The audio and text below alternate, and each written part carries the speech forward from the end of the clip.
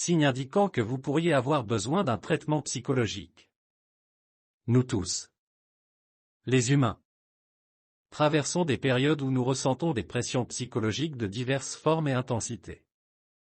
Et nous traversons également des étapes qui nous font perdre le contrôle de la gestion de notre vie quotidienne et de nos efforts pour atteindre nos objectifs personnels et sociaux. Nous pouvons parfois avoir le sentiment que nous ne pouvons pas nous engager avec les autres, ni construire des relations humaines profondes. Pour être clair dès le début, il n'existe pas de définition spécifique et définitive de ce qui est considéré comme un comportement ou une condition anormale, en raison de la nature des troubles psychologiques, de leur complexité et des limites de notre capacité à comprendre, prédire et les traiter. Malgré cela, les humains ont fait d'énormes progrès dans leur compréhension du psychisme humain et de ses maladies à tous les niveaux, recherche, classification, compréhension, diagnostic et traitement. Et les spécialistes sont devenus plus capables de s'entendre sur des indicateurs généraux, qui peuvent être utilisés pour conseiller aux gens de consulter des spécialistes s'ils existent. La présence d'au moins un des indicateurs suivants est une condition préalable au diagnostic de tout trouble psychologique.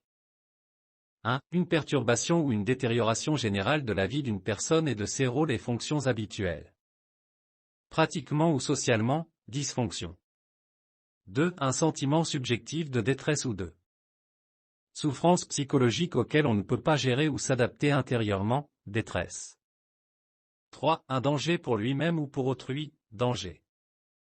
4. L'intolérance est l'attitude la plus triviale et le fanatisme est le plus petit mot. 5. Un problème dans les relations de la personne avec les autres. Ou une déviation grave par rapport aux coutumes de la société environnante, y compris le large éventail de comportements acceptables dans celle-ci de la part de différents groupes de la société, déviance 1. 6. Dépendance à penser aux mauvais souvenirs et à l'avenir dans ses moindres détails. 7. Éloignez-vous des foules. Des foules et des bruits forts. 8. Les maux de tête accompagnent tout effort psychologique, physique ou nerveux. 9. Regret de conscience sans aucune raison. 10. Perdre des amis sans aucune justification ni raison. 11. Incapacité de pleurer. De pleurer ou de rester silencieux. 12. Perte de passion émotionnelle et pour l'établissement de relations. Les indicateurs précédents nous aident à déterminer ce qui est normal et ce qui est pathologique. Car il n'est pas possible de diagnostiquer un trouble psychologique sans un défaut dans au moins un de ces indicateurs. Le déséquilibre apparaît généralement dans l'un des domaines suivants, notre relation à nous-mêmes et nos relations avec les autres. Et notre relation avec la société en général, y compris le sentiment d'appartenance, d'intégration et la capacité à produire et à travailler. Il est important de consulter un psychologue parce que le contrôle de soi ne se fait pas de mal en cas de doute sur la nécessité de le faire. Et parce que la maladie mentale, si elle existe, ne sera pas traitée correctement sans une intervention thérapeutique spécialisée. Rassurez-vous.